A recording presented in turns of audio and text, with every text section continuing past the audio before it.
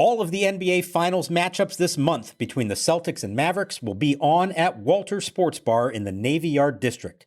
Walters is open late, so no closing before the end of the game. Whether you're a world-class athlete or a podcaster like me, we all understand the importance of mental and physical well-being and proper recovery for top-notch performance. That's why I'm excited that Unified Healing is sponsoring podcasts on the Blue Wire Network. Unified Healing is a new and super innovative global network of wellness centers powered by Energy Enhancement System, or EE System. If you haven't heard of the EE System yet, then you'll want to listen up. This technology promotes wellness, deep relaxation, purification, and rejuvenation. Wherever you are across the globe, access to a center is easy and affordable. Interested in experiencing the EE System technology for yourself? Go to unifiedhealing.com/bluewire to learn more and find a center near you. That's unified, UNIFYD, healing.com/bluewire. No material or testimonials on the Unified Healing website are intended to be viewed as medical advice or a substitute for professional medical advice, diagnosis, or treatment. Always seek the advice of your physician or other qualified healthcare provider with any questions you may have regarding a medical condition or treatment and before undertaking a new healthcare regimen, including EE System. The set by Herz, the 2-2 to Alonso. In there, called strike three. Fastball knee high inside corner. Alonso didn't think so, but doesn't say much. He turns and walks away. And that's a big strikeout for DJ Herz. That ball will go over to the Nationals dugout for a commemorative souvenir. His first major league strikeout is of Pete Alonso looking. Marte takes his lead from second. The pitch home. Swinging a fly ball deep left center field. Way back goes Winker to the wall, and he climbs the wall, and this one is gone. Harrison Bader makes it 2-0 New York with his third homer of the season. Now Finnegan ready. Here's the pitch. Hit a long way to left. That ball is gone. Way out of here. A long, long home run for Pete Alonso. Mets now lead at 6-2. I think best case scenario is he's got a muscle strain, flexor muscle strain. So, we're going to keep him down for 2 weeks, and then we'll see how he is, and then we'll go from there.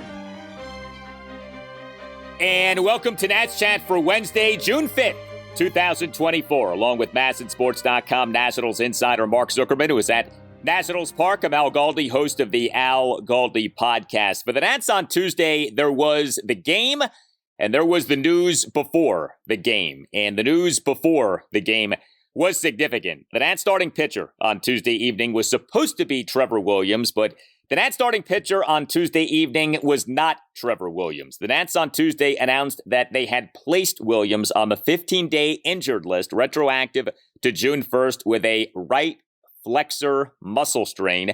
The Nats on Tuesday, as the corresponding roster move to putting Williams on the 15-day IL, announced that they had recalled starting pitcher DJ Herz from AAA Rochester, and Herz was the Nats starting pitcher in what ended up being a 6-3 loss to the New York Mets at Nationals Park on Tuesday evening in Game 2 of a 3-game series. The Nats now are in danger of being swept by a Mets team that had been reeling. The Nats now have lost 4 of their last 5 games for this regular season, are 27-33. The Mets now have won the first 2 games of this series off having gone just 6-17 over the team's previous 23 games. But Mark, the Trevor Williams news is concerning and is really unfortunate given the season that he's having. Yeah, if this has happened to him last year, I think everyone's saying, well, all right, at least that explains why he was struggling so much and can take time to recover, and maybe when he comes back from it, everything will be better. No, instead, now you have him on, what's arguably the best sustained stretch of his career, and out of nowhere, this happens. And he insists that he had felt fine through his last start in Atlanta, and then the next day as he goes out to play catch, he said it didn't feel like his arm recovered the way that it normally does from the start. And when it was still an issue the day or two after that, they decided we better take a look at this thing and went to the MRI. Now, it's hard to get a sense what they believe the severity of this is. It seems like they're trying to say this was actually a better scenario than it could have been. Everything structurally was fine. It is limited to the muscle.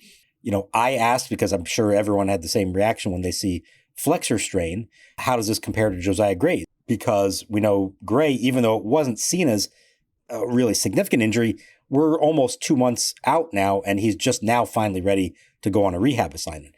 But nobody was willing to go there and make that comparison. essentially saying that just because the terminology may be similar, it doesn't necessarily mean that the severity is the exact same. So he's shut down for 2 weeks. We know that. And then they'll see what happens after that. But it's unfortunate for him because he was pitching so well. And it could be unfortunate for the team given the timing of it and however long his rehab takes, because I think we all can agree at the moment he might have been their best trade chip, and that could suddenly come into question later this summer. Very much so. I mean, if he's being shut down for at least 2 weeks, you're probably looking at him not being back until after the All-Star break, and the trade deadline is just a few weeks after the All-Star break. So it does not look particularly promising in that regard. He was having such a good season. Trevor Williams for this regular season as of games through Monday was 8th among all National League pitchers in wins above replacement per Baseball Reference at 1.9. Top 10 among all NL pitchers in WAR for this season was Trevor Williams. I mean, it really is stunning the season that he's put together, and to see it hit this major roadblock is significant, and we don't know when he'll be back. I think it's fair to wonder if he'll be back this season. You know, you certainly hope that he'll be back this season, but I don't know that that is a slam dunk. And the trade chip thing now is very much up in the air, to say nothing of he's set to be a free agent after this season. So if he does end up missing a good chunk of the rest of this season, what might that mean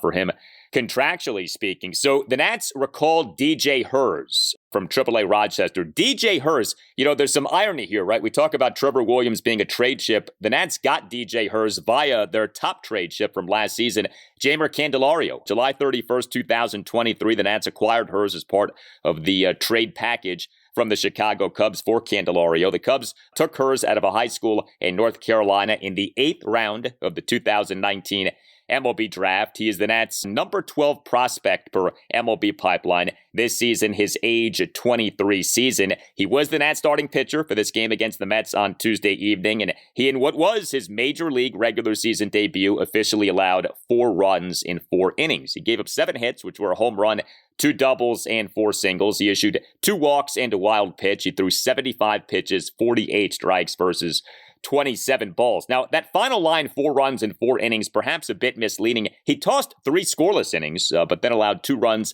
in the top of the 4th, and then got charged with 2 runs in the top of the 5th. What'd you think about what we saw from DJ Herz? You know, it wasn't great, but I didn't think it was that bad either. I do think the final line is somewhat misleading. He pitched his way out of some jams early on. It seemed like along the way, as they started to see him a second time through and ultimately a third time through for a couple of the Mets hitters, that they picked up on some things and had some success against him. I think what surprised me most about it is, if you told me he's going to put 9 runners on base, I would have said, okay. I would not have expected that to come in the form of 7 hits and only 2 walks.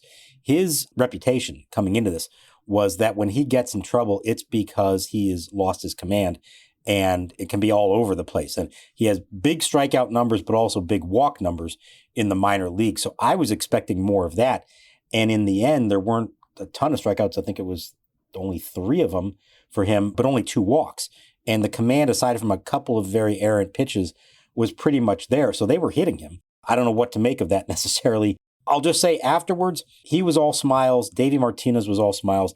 I think they felt like under the circumstances, he did quite well. He's definitely going to get another start after this. It's not like this was a one and done situation. And I think everyone's interested to see some more out of him once the nerves kind of go away and he gets a chance to settle in a little bit. Yeah, I was going to say, it sounded very much during Davey Martinez's postgame press conference that Herz is going to get another shot as an starting pitcher here, and we'll kind of see where this ends up going. It is so funny with minor league pitchers and what their minor league stats mean for their major league performances. I mean, Mitchell Parker, if you just look at his minor league stats, had a problem with walks, and he, up until his most recent start, had not had an issue with walks at all since being promoted to the majors. So I don't know. Sometimes it's hard to know like what exactly translates and what doesn't. I sometimes think that you really, with a minor league pitcher, should only pay attention to the peripherals and like the stuff. And maybe the actual stats, the result stats, really don't mean as much as we think. But we'll see. You know, I think it is really good to see a guy acquired at a trade deadline of last season already pitching in the majors this season. I think that that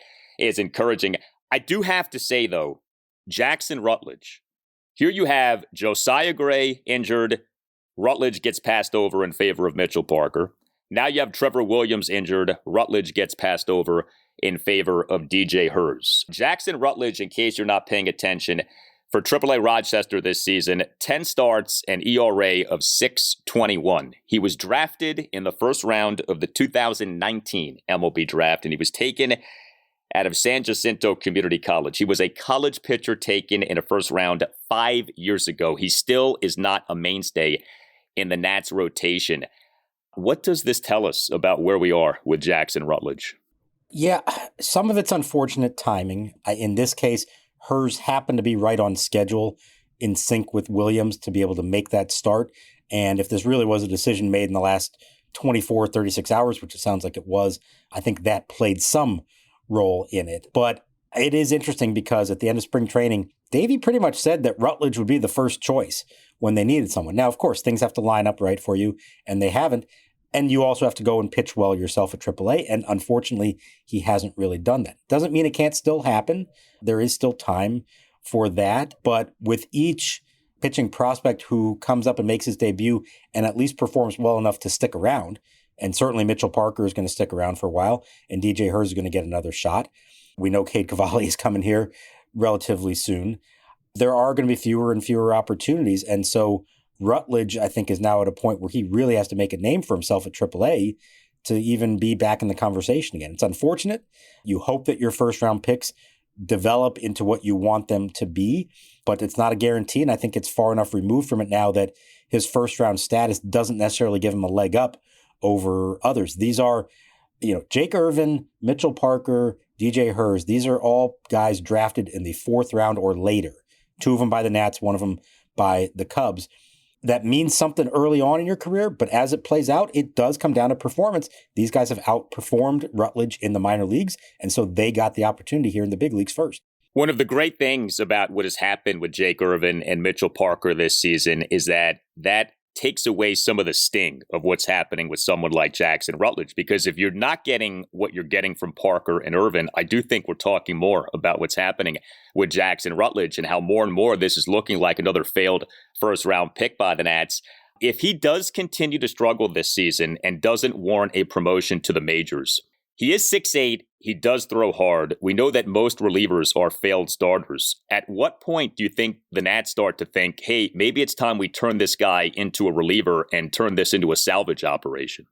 That could happen next year. I wouldn't be shocked if that's where they get to that at that point, if they've really established who their future starters are moving forward and have some depth there as well. That's always been a question with Rutledge based on the pitch mix and the command and all that is, would he ultimately be better served as a reliever? You don't want to make that move until you're really sure of it. But yeah, we're probably approaching that point. If he, by the end of this season, hasn't started to show an ability to pitch successfully as a starter, and if the rest of these guys solidify themselves enough that you say, okay, this is the future now here, I do think you could see a move like that. But it's funny because they talked about Jake Irvin the same way going into last season.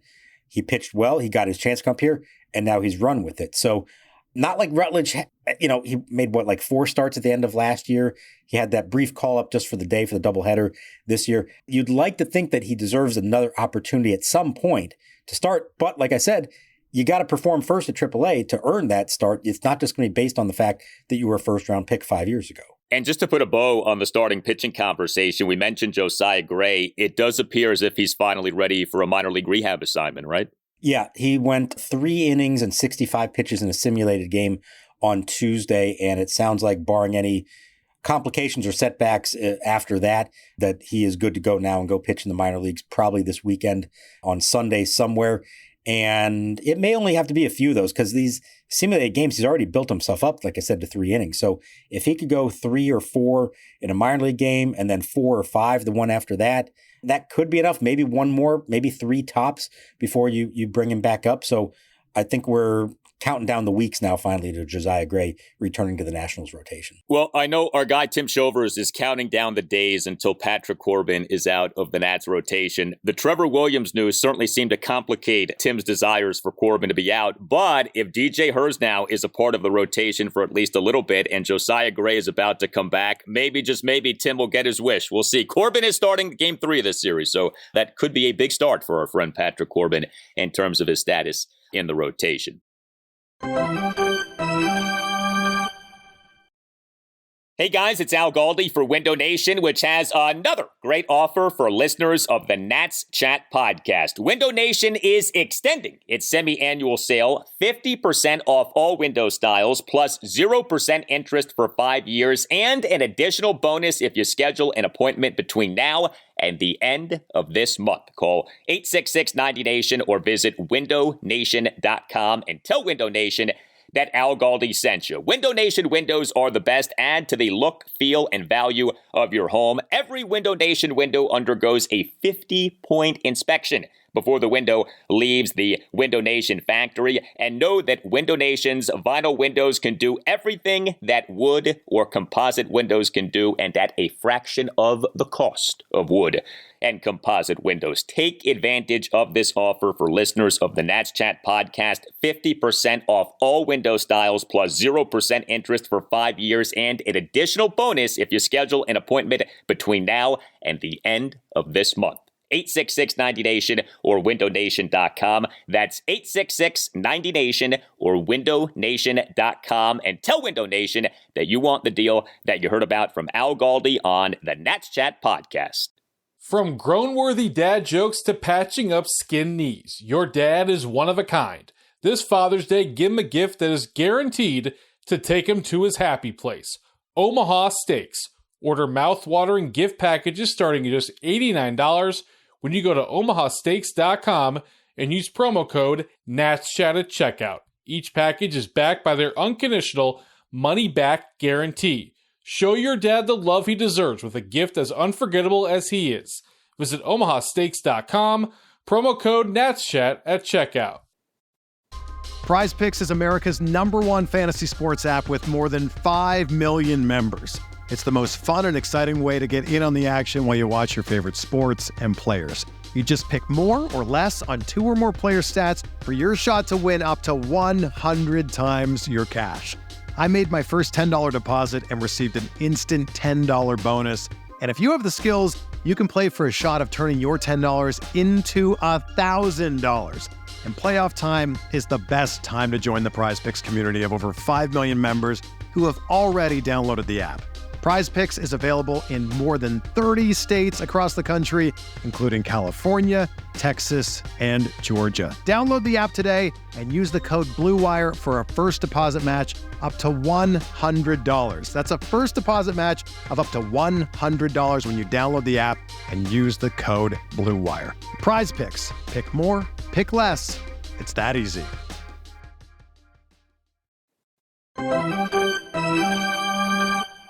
Here's your Dylan Cruz and Brady House updates for the game played on Tuesday night in Reading, Pennsylvania.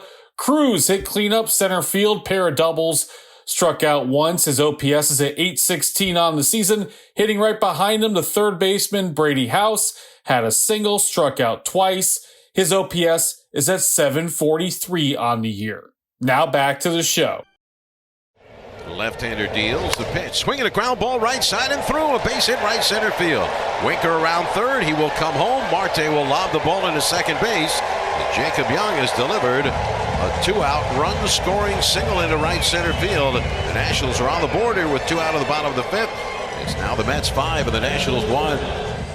The Nats bullpen in this 6-3 loss to the Mets on Tuesday evening. 3 Nats relievers officially combined to allow 2 runs in 5 innings, but 4 of the Mets' 6 runs were scored with a Nats reliever pitching. Derek Law, he officially allowed 1 run in 3 innings, but he to the second batter he faced gave up a big hit, a 1-out, 2-run opposite field triple by Starling Marte to right field for a 4-0 Mets lead in what ended up being a 3-run 5th for the Mets. Lane Thomas on that triple had some trouble getting the ball near the right field corner. Jacob Barnes did toss a scoreless top at the 8th, and then very interestingly, Kyle Finnegan pitched the top of the 9th. Now, he did give up a run. He allowed a 1-out solo homer by Pete Alonso on a moonshot to left field for a 6-2 Mets lead. The homer winner projected 446 feet per Statcast, but very interesting to see Finnegan pitching in the top of the 9th of a game in which the Nats were down 5-2. Obviously not a traditional Kyle Finnegan spot. I know that he hasn't gotten a lot of work lately, but, it's not like he hasn't gotten any work lately. He pitched on June 2nd, pitched on May 30th, pitched on May 27th. It's not a ton of work, but he has been out there some. You certainly could have argued that could have been a Tanner Rainey spot in that ninth inning. What did you think about Davey using Finnegan in that spot? Yeah, I was curious by it. I asked Davey about it. I think it sounds like it boiled down to Davey wanting to make sure that some other guys are available for Wednesday's game, and particularly to go multiple innings if needed. You saw him push Derek Law into a third inning of relief, something we have not seen much. I think there was a real calculated effort once they were trailing this game to say, let's use as few guys as possible because we may need others to go multiple innings in the coming days. We've talked about the stretch they're in with no off days, 17 straight. And so even though, like you said, it's not like Finnegan has had zero work here lately, it had been a couple of days. He throws one inning. He still can come back and pitch on Wednesday if needed. And maybe that does allow somebody else, a Jordan Weems, or I'm trying to think who else, Dylan Floro, somebody else to be able to come back and pitch Wednesday if needed because they didn't have to go in Tuesday's game. I think that was the thought process behind it. The concern, of course, would be you have the game against the Mets on Wednesday afternoon, and then you go right into a 4-game series against the Braves. And so if you have to use Finnegan or you want to use Finnegan on Wednesday, then that's back-to-back days. What does that mean for Finnegan going into that Braves series? So I hope we don't come back to look at this appearance as, boy, that was a wasted appearance of Kyle Finnegan in a game in which, again, the Nats were down 5-2 in the top of the ninth. That's always the fear. But as Davey or any manager would tell you, you look ahead, but you got to manage that night first, get through that one first. And in his mind, it made more sense to use Finnegan for an inning than to use somebody else who he might need in the more immediate future. But you're right. It is something, and it happens more often than you think. When you get to that third day in a row and they actually have a chance to win, you say, well, wait a minute, this guy's not available because he pitched an inning a couple of days ago that maybe he didn't have to pitch. You hope it doesn't come to that, but it wouldn't be the first time if it does come to that. And for the record, you could have used Rainey in that spot on Tuesday night. Rainey has barely pitched, we know. He actually looked halfway decent in his last outing. You could have used him on back-to-back days. Interesting that Davey decided not to.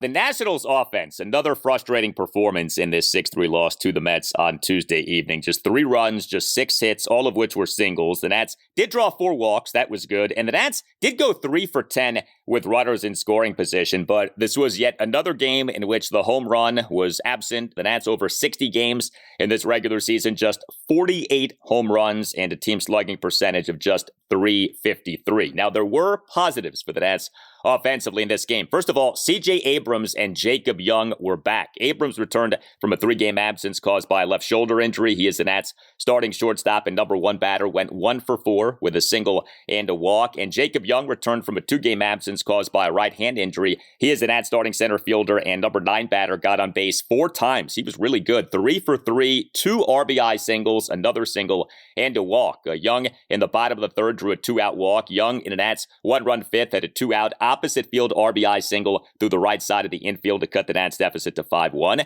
Young in the bottom of the 7th, a 1-out opposite field single through the right side of the infield on a 1-2 pitch. And Young in the Nats' 1-run ninth, a 2-out opposite field RBI single off former Nats reliever Reed Garrett, who looked like quite the mess in this inning. This hit for Young coming on a 1-2 pitch into right field to cut the Nats deficit to 6-3. The Nats did rally some in that 9th inning, and once again, that Mets bullpen looking rather shaky, but a really nice return game for Jacob Young.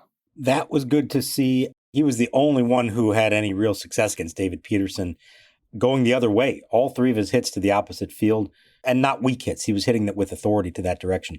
So I thought that was good. Sounds like the hand is fine, so that's no longer a problem. Good to see that. But boy, the rest of them just did not have a lot going on. And to me, the story of this one was there were a whole lot of quick outs.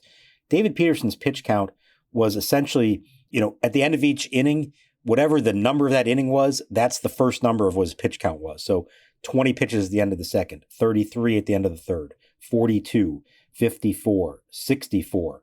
They were making very quick outs. I counted 7 times in the game that they put the first pitch of an at-bat into play. They had 2 hits on those, but they had 5 outs on them. Now, statistically, and we've discussed this, your highest batting average is usually on the first pitch when you get something good to hit. And I asked Davey Martinez about that after this one, and he said that he felt like they weren't necessarily swinging at bad pitches. They weren't being too aggressive. They just weren't making good contact. They were pounding everything into the ground instead of hitting it in the air. That was his concern with it. He's okay with the approach and is okay with swinging at the pitches they did. They just didn't connect. And I don't know if that's better or worse. Is it worse if you're chasing, or is it worse if you're getting a good pitch to hit and you're not actually hitting it with any authority? Yeah, neither is ideal, that's for sure. I mean, I think there is sort of an underlying truth, which is just that the Nats don't have many good hitters. I mean, I think that that's kind of more and more emerging as the reality here. I don't know that things are going to get appreciably better with this offense. For a while, I was kind of thinking, all right, let's let the season develop and evolve, and maybe at some point we come to view the offense a little differently than we currently view the offense. But we're now well beyond the 1/3 mark, and we're not that far from the numerical midpoint of the season. We're a few weeks away from that, and it just feels like the offense is what it is, and they have their moments, they have their games, but the team hits for no power. The walks kind of come and go, and you're just hoping for a bunch of singles and, for the opposing team to commit some errors and for some stolen bases to happen. And that's how you're going to score some runs. We are waiting for certain guys to get hot. I don't know that those guys are going to get hot. We'll see. But we're waiting for Keibert Ruiz to pick it up. And at times he looks better. But, he goes 0 for 4 in this game on Tuesday night. And it's like, when is this going to happen exactly? He's going to get going this season. Joey Meneses, same thing. He's had, spurts of looking better, but the overall numbers are really bad. We'll see if Joey Gallo ever gets going. He did have an RBI single in this game, but we're still waiting on that to happen. Just not very good. I mean, Jacob Young gets on base. That's a positive. Jesse Winker gets on base. Jesse Winker was a positive in this game. He actually was an igniter in this game. Starting left fielder, number 6 batter, 1 for 2 with a leadoff single, a leadoff walk, and a leadoff hit by pitch. And the Nats scored a run in each of those innings, and Winker had a stolen base. But you look at Young and Winker for this regular season, each guy has a very high on-base percentage and a really low slugging percentage. Jesse Winker, 359 on base, 389 slugging. Jacob Young, 341 on base, 329 slugging. And I feel like that kind of captures what this offense is. The Nats have some guys who can get on base, but they don't have guys who hit for power. I'm really interested to see the month that CJ Abrams ends up having. Great April, terrible May. June can be the tiebreaker here, but that's another guy who the Nats really need to be better. And, he was okay in this return game on Tuesday night, but he clearly needs to get back to where he was. They've all had their moments at various points. They haven't really done them at the same time, and so that hasn't helped anything either. I think you have to break it down into different categories of players and their importance and their long-term significance to the organization. The young guys, Abrams, Ruiz, are at the top of the list. And I'm going to put Lane Thomas in that category because I think he is still part of what they're doing for the next couple of years. I think they're the most important ones that you need to see some kind of sustained success from them. They all have done it before. They just all need to start doing it again and doing it over a length of time and not just for a few weeks here or there. Jacob Young, you'd love for him to be a part of it. You don't really know for sure if he is, but the early returns have been encouraging of what he can be, but you also know what he is. He's going to be a singles hitter. He's a table setter, not the guy who's going to drive in runs in bunches. That's okay if they're getting production elsewhere. I think the problem is that next group of guys after that are the ones who are regularly in the lineup here right now, but we kind of know they aren't part of the long-term plan, and I'll include even Joey Meneses in that. I think more and more you kind of realize it would be great if he could, because he's under contract forever, because he's so inexperienced at the major league level. Deep down, I think we know that probably not part of the plan is for him to be a big part of this in the long run. But it's Meneses, Gallo, who's only here for the year, Vargas, who has had his moments, does a nice job, but he's not a guy you should be building a lineup around. Winker and Senzel are short-termers. Luis Garcia was not in the lineup for this one because they were facing a lefty. He's the other one that has been very encouraging, but I'll tell you what, I think it's kind of interesting. He doesn't play against lefties at all. I know the numbers haven't been great, but even though Vargas has hit lefties well, Gallo has not, Ruiz has not. A lot of these guys who do get chances to play against lefties don't have good numbers against them. And I wonder if at some point you just say, we need to put Garcia out there and just find out, can he have some success against lefties, not just against righties? It's interesting with Davey Martinez. There are guys who get supremely long leashes, and there are guys who don't get very long leashes. And Garcia against lefties has never gotten a particularly lengthy leash, even though, like you just said, there are plenty of other Nats who don't do so well against lefty pitching. But yeah, I mean, we can talk about lineups and we can talk about, who can do better. But I just sort of say to myself, like, I feel like we're just kind of waiting for James Wood and Dylan Cruz and these guys. And until these guys come up, this offense is not going to be anything close to good. Like, at best, it's going to be mediocre. And, we'll see. I mean, there's plenty of season left. Things can change. We get that. We know that offense is down across baseball. That is true. So we'll see, as the weather continues to warm up and pitching staffs continue to become more and more depleted, maybe we do see the offense pick up. But we're now 60 games into this Nats season. Like, the season is happening. It's not really that early anymore. And the offense still is kind of where it was, a month ago, 2 months ago. Like, we're still saying the same stuff that we were saying back in April and May. I want to see Abrams, Thomas, Ruiz in particular, and Garcia. As the weather warms up, you got to hit the ball in the air. We know what a difference it makes how the ball travels here in the summertime. We're about at that point. These guys have all hit double-digit home runs in the big leagues. Lane Thomas is at well over 20 in the big leagues. We need to start seeing that happening from them. It doesn't mean that they have to be home run or nothing. They're not going to turn into Joey Gallo. But you get a good pitch to drive in the air. We need to start seeing that with some more regularity.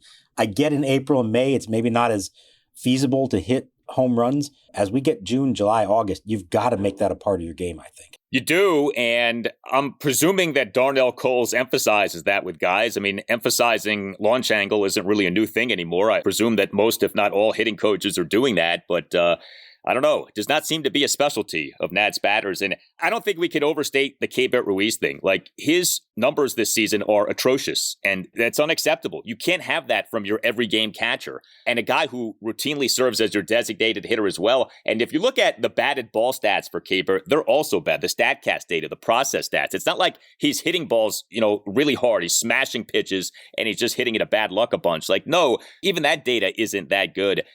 Abrams, we can talk about like a bad May. Garcia has been kind of up and down, but at least those guys have had some success this season. We really haven't seen that with Keibert Ruiz, save for a few games here and there. Yeah, he had that little spurt that it looked like, okay, he's kind of starting to figure it out, and he's fallen back again in the wrong direction. And he is going to keep playing, as we've said, and he is a big part of this. He doesn't have to be their best hitter, but he's got to be somebody that they can rely on to deliver hits in meaningful situations and to hit the ball in the air when he gets a chance and hit it with authority. So many of even his hits have been soft contact bloopers. He's got to hit the ball with more authority. He's done it in the past, so there's got to be reason to believe he can do it again. We just have not seen it with any consistency this year. Per the latest data on Baseball Savant for Keibert Ruiz, his expected slugging percentage for this regular season is .355. So it's not like he should be hitting for a lot more power and just isn't. His hard hit percentage, 25.6, down from 31.9 in 2023 and 32.3 in 2022. So hoping for the best from Keibert, but it has been a rough go of it. Tim Shovers here to tell you about Game Time. This summer at Jiffy Lube Live, acts include Neil Young, Hank Williams Jr., and Chris Stapleton. If you're interested in finding tickets to any of these shows, make sure to check out the Game Time app. Game Time is the only ticketing app that gives you complete peace of mind with your purchase. See the view from your seat before you buy, so you know exactly what to expect when you arrive. Take the guesswork out of buying tickets with Game Time. Download the Game Time app, create an account, and use code NATSCHAT for $20 off your first purchase. Terms apply. Again, create an account and redeem code NATSCHAT for $20 off. Download Game Time today. Last minute tickets, lowest price, guaranteed. The runners go. The 3-2 pitch swung on and popped up. Shallow right center. Bader and the right fielder come together, and who's got it? Marte or Bader? The ball is caught and the game is over. And it's the right fielder, Marte, who made the catch in a near collision for the Mets as they discuss it. Center fielder usually takes all, but Marte seemed to beat him there and call for it. And the Mets hold on for the win here tonight. Well, we were talking all cocky coming into this series, and here we are now. The Nats are in danger of being swept by this Mets team. Patrick Corbin will get the start for Game 3 on Wednesday afternoon at 4:05. And look, the Mets haven't been that impressive in this series, I don't think. The Nats just haven't been at their best so far, and that has resulted in the Nats losing these first 2 games. Yeah, the shame, they did hit in the first game of the series, they didn't pitch well. Mackenzie Gore had an off night. Then they don't hit well in this one. But in every one of these games, they have absolutely had a chance to rally against the Mets bullpen, which, as we've discussed, is completely piecemeal right now. And they've gotten themselves right on the cusp of pulling it off, but haven't been able to. To me, in the finale, instead of leaving yourself 3 runs down and having a rally like that, keep it closer. Keep it within 1 run. Maybe even be tied or take the lead earlier on. You would like to see more of that to know that you're not just counting on a Mets bullpen implosion. Yes, in the back of your mind, you should know, okay, we're never really out of this thing against them, but you'd much rather play out in front or at least a lot closer so that it doesn't quite feel as daunting by the time you get to the 8th and 9th innings. You tell us what you think. Hit us up on X at Nats_chat. You can email the show natschatpodcast@gmail.com. You can find us at our website, natschatpodcast.com, at which you can purchase a Nats Chat Podcast t-shirt. Don't forget, we are offering shout-outs on the Nats Chat Podcast this season. If you want to send a congratulations, a happy birthday, a hello, whatever, to someone who you care about, we can deliver that shout-out for you. Email Tim Shovers for more information. The email address, natschatpodcast@gmail.com. All Nationals radio highlights on Nats Chat are courtesy of 106.7 The Fan. For Mark Zuckerman, I'm Al Galdi. We thank you for listening, and we'll talk to you next time on the Nats Chat Podcast.